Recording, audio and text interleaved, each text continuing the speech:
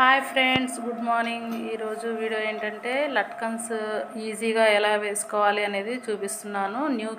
న్యూగా మనకు టైలరింగ్ నేర్చుకునే వాళ్ళకైతే చాలా ఈజీగా మీరు ఈ టాజల్స్ వేసేయచ్చండి. ఈ లట్కన్స్ని మనం ఎన్ని లైన్స్ అయినా వేసుకోవచ్చు. నేనైతే 4 తీసుకున్నాను. మీకు ఆ స్క్వేర్ పీసెస్ అనేవి 2 ఇంచెస్ కానీ 3 ఇంచెస్ కానీ మీ దగ్గర క్లాత్ ఎంత మిగులుతుంది దాన్ని బట్టి మీరు స్క్వేర్ పీస్ కరెక్ట్గా తీసుకోండి. తీసుకున్న తర్వాత దాన్ని సగానికి మడిచేసి మధ్యలో అలా సగానికి మడిచేయండి. ట్రయాంగిల్ షేప్లో మడిచేసి పెట్టేసి దాని పక్క నుంచే వేసుకుంటూ వెళ్ళిపోండి. చూడండి, దానికి ఆనుకొని ఇంకోటి, దాని తర్వాత ఇంకోటి, అట్లా లైన్గా ఎన్నైనా వేసుకోవచ్చండి. మనము అలా కుట్టేటప్పుడు కింద కొంచెం మడిచేసి కుట్టాలన్నమాట. అప్పుడు ఏమవుతుంది, ఖర్చు అనేది లోపలికి వెళ్ళిపోతుంది.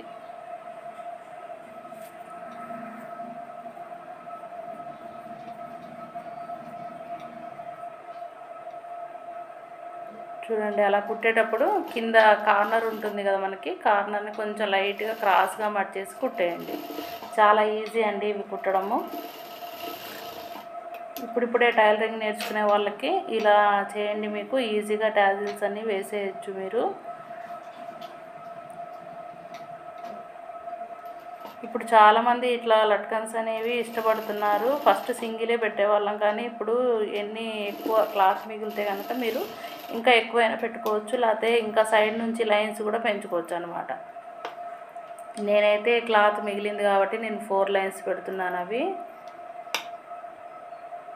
సింపుల్గా ఇలాగా చేయడం వల్ల వెనక లట్కన్స్ అనేవి బ్లౌజ్కి చాలా ట్రెండీ లుక్ని ఇస్తాయి. కాబట్టి మీరు ఇలా ట్రై చేయండి. కొత్తగా నేర్చుకునే వాళ్ళు, అందరికి తెలిసే ఉంటుంది, కానీ కొత్త నేర్చుకునే టైలర్స్ కోసం, మీరు ఇంట్లో కుట్టుకునే వాళ్ళకి ఇది ఈజీ వే అని చూపిస్తున్నాను.